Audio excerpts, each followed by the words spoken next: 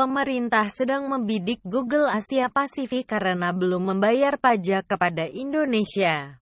Menurut Menkominfo Rudiantara, pemerintah bisa saja memblokir Google jika tidak membayar pajak. Tetapi harus lihat realisasinya. Ya realistis secara teknis ya bisa-bisa saja diblokir, cuman kan pertimbangannya jadi banyak. Cuman kan saya realistis bisa selesai. Tapi ya masalahnya di angka berapa dan bagaimana cara bayarnya, ujar Menkominfo Rudiantara. Di Grand Sahit, Jakarta Selatan, Senin, tanggal 24 bulan 10 tahun 2016. Ia mengatakan Google sebenarnya memiliki niatan untuk membayar pajak. Hal itu disampaikan saat Rudiantara bertemu dengan Google. Mereka terangkan, tidak menolak sebetulnya. Maklumlah perusahaan internasional mereka punya legal counsel sendiri. Punya tax counsel, konsultan pajak, masing-masing. Mereka katakan tidak ada niat kami untuk menolak, ujar Rudiantara. Rudiantara menyebut jika tidak ada niat menolak, maka Google harus bertemu dengan DJP.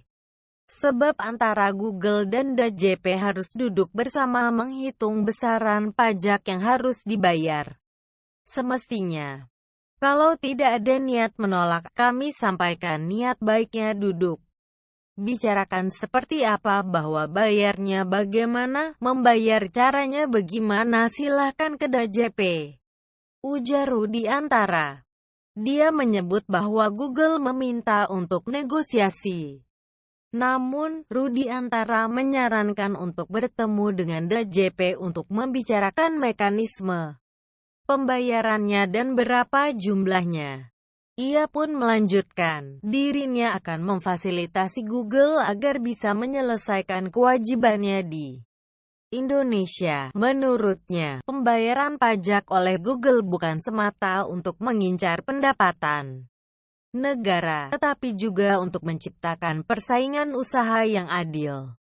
Menurutnya, setiap perusahaan yang memperoleh pendapatan dari masyarakat Indonesia haruslah dikenakan pajak di Indonesia. Faktanya itu secara aturan, bisnis itu harus bayar pajak, itu aturan. Faktanya orang kalau bisa enggak bayar pajak ya mereka enggak bayar pajak, ujar Rudiantara. Namun, dia ingin menciptakan kesetaraan antara pemain lokal dan internasional. Apalagi perusahaan jenis over the top OTT. Menurutnya, bagaimana jika diterapkan hal itu untuk mengembangkan minat dalam negeri?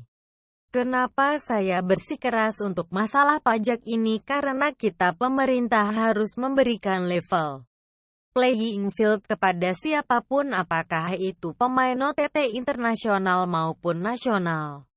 Kalau enggak, gimana kita bisa menumbuh kembangkan minat di dalam negeri, kata Rudiantara.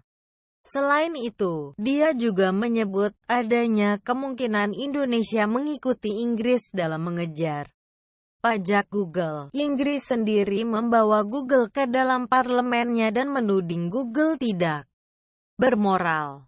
Selain itu, jika tidak mau mendirikan BUT maka perusahaan OTT akan dikenakan denda yang lebih mahal jika tidak mendirikan BUT. Namun, hal tersebut tergantung DJP menghitung besaran pajaknya. Bisa saja, tetapi itu tergantung cara teman-teman pajak buat cara menghitungnya, membayarnya, memajakinya dan berapa besarnya dari teman-teman pajak, ujar Rudiantara.